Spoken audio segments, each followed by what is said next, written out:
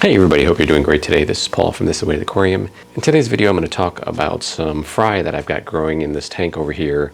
The parents are here in this tank. They're Julidochromis Marksmithi. So I've had these fish upstairs. They're upstairs in a 55-gallon tank that I had set up as a Lake Tanganyikan tank. So a couple times this pair did have some eggs, and the eggs hatched and there was a little fry floating around.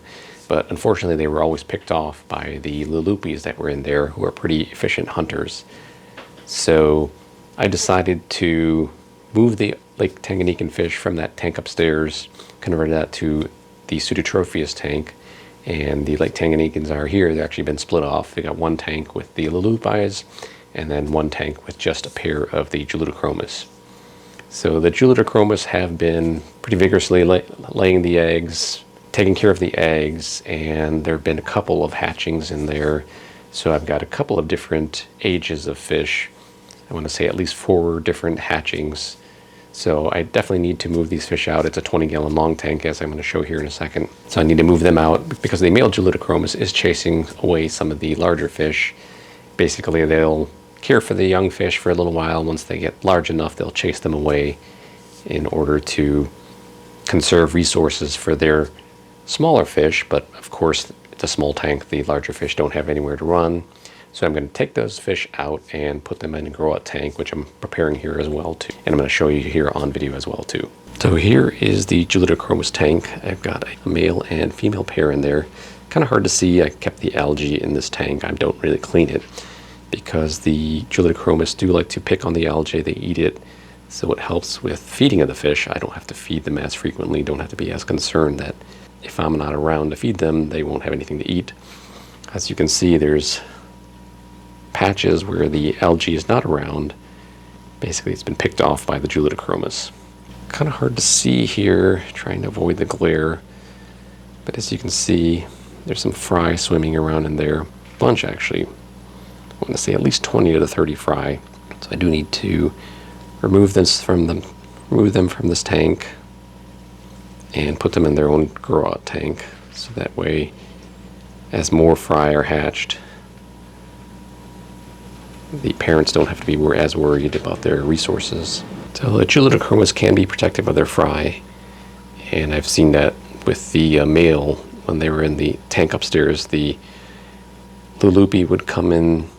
There's one in particular kind of sneak around and then go pick off the fry. So the male ended up chasing it away. One time I don't know what happened, but maybe that fish crashed into something, but ended up dead basically. So the fish have been separated. Got 4 lulupi still here. There is one male Julidochromis here as well too. As you can see right there, they're getting into a little tussle with each other. So that male stays here. He was actually in that tank originally. They were fighting, so I did take them out as well. The Julidochromis can be pretty aggressive towards each other, especially if they're not a mating pair. So now just the female and male Julidochromis. You can see the female there is poking her head out. So this is the tank here, 40-gallon breeder that I'm setting up, still in the process. Added sand in here. Need to add a little bit more sand, which I've got rinsed here in the bucket, going to add in there. And actually this is going to be multi-level, so I'm going to add some more cinder blocks on the side here and put another tank on top. Initially, after filling it up with water, it's just going to be the Julidochromis.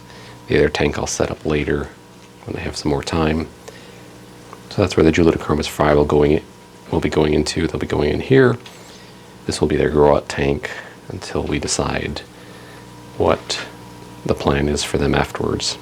So while the Julidochromis Fry do have food in here to eat, and I do feed them at least once a day, mainly feeding the parents some flake food, and they will get some of that, but I also do feed them this Aquarium Co-op easy fry food. It's a matter of me just sprinkling some in there, and then it starts to sink, but then the fry already start devouring it. They seem to enjoy it. So once a day I'll put this in there, and then the second time, more so to feed the parents, I'm feeding flake food. So as you can see, there's a bunch of fry in there, and they definitely need to be moved out here soon. Figuring out how to move them is going to be the next challenge. because they're small, and trying to be as gentle as possible with moving them. We're gonna have to figure out some sort of method to get them out of this tank and then move them into the 40-gallon tank over here. So as I mentioned, the biggest challenge is going to be figuring out how to get all those fry out of there. I don't expect to get 100% out of them over there.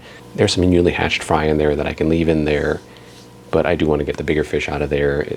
It'll be easier for me to grow them out in the bigger tank. There'll be less competition for resources in the smaller tank. Parents aren't going to feel as stressed out about too many fish being in that tank. After a while too, once those fish get too big, it is going to overwhelm that tank. It's only 20-gallon. So definitely need to move those. So if you have any ideas, thoughts, suggestions on how to best remove those fish, drop those in the comments below. That's going to be my next step. So having some ideas, some tips, if you have any out there, drop those in the comments below. Thank you for watching, and I'll see you in the next video.